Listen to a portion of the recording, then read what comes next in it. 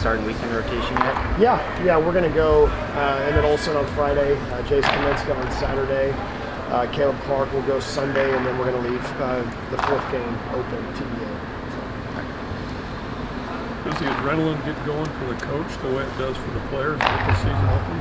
Yeah, I really, to be truthful with you, I'm very excited. I just want to get through today. I want to have a good practice today, and I know that sounds like coach speak, but I'm being sincere when I say that you just want to make sure that our focus is in the right place right now, because every single guy in our program is excited to get on that field. But knowing that we need to have a good practice today, because we had yesterday off, because we had some scrimmages over the weekend. So, but the adrenaline's going for sure, just as you get closer to the season, and the excitement's there. And we have a group of guys I know that are going to be able to go.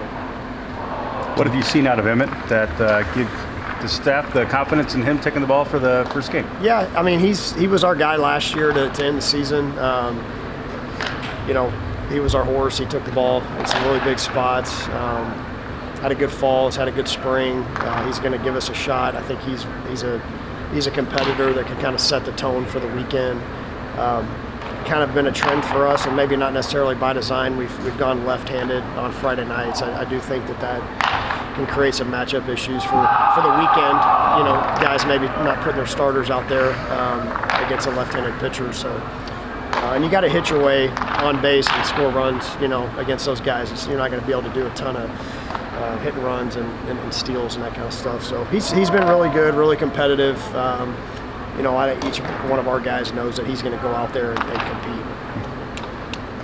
I guess since Kaminska's been here, I mean, what has he kind of shown you guys? It seemed like he was always kind of right behind. He's right there. I mean, it's really not a situation where there was a clear-cut difference between the two, and it could change next week. I mean, it's really not. I mean, those two guys know that too. That this is not something that's obviously in a perfect scenario they all go undefeated, and we get to keep them where they're at. But Jace is under control. I mean, for a big guy that throws hard, he throws the ball over the plate. He commands a breaking ball, working on the changeup, and he's just in control. I mean, the minute you think he might buckle, he's got the stuff to kind of get out of some jams. So his stuff has been electric. He's been really, really consistent. What would a successful opening weekend, besides the obvious, look like for you? Is it communication? Is it just seeing these guys really gel together? Yeah, that would be it. I think just playing a brand of baseball that's very competitive, where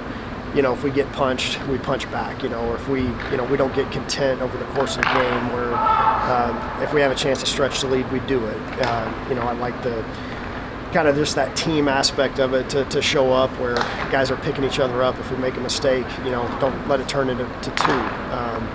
So again, I think that's where the team chemistry does come into play, is because you're on the same wavelength, and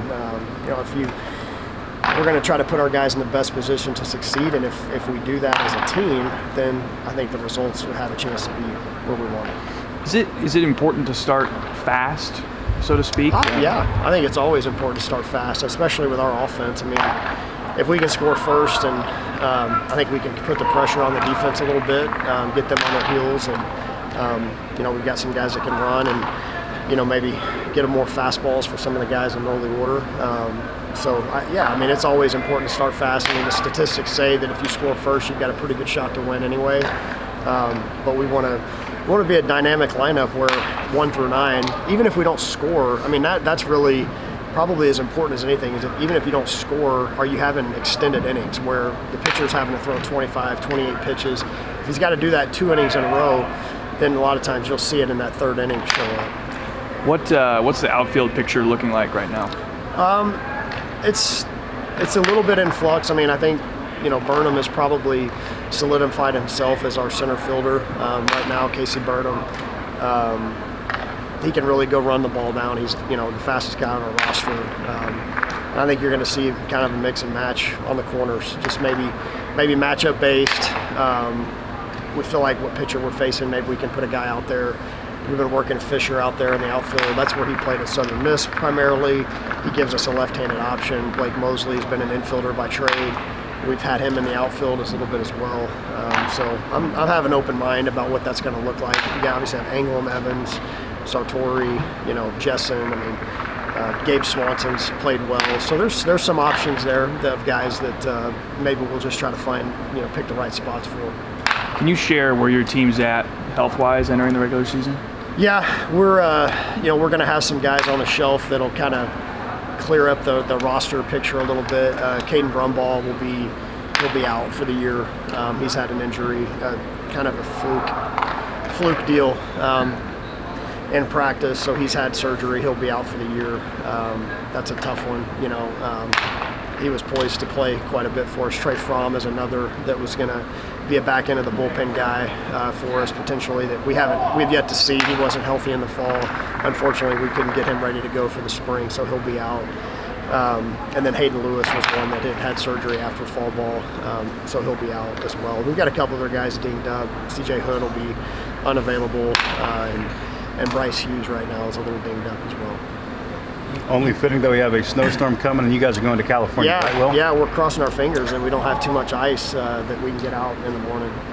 You mentioned a few guys there, but were there any other decisions you had to make to get down to that 39-man limit? Yeah, we're pretty much there where we need to be.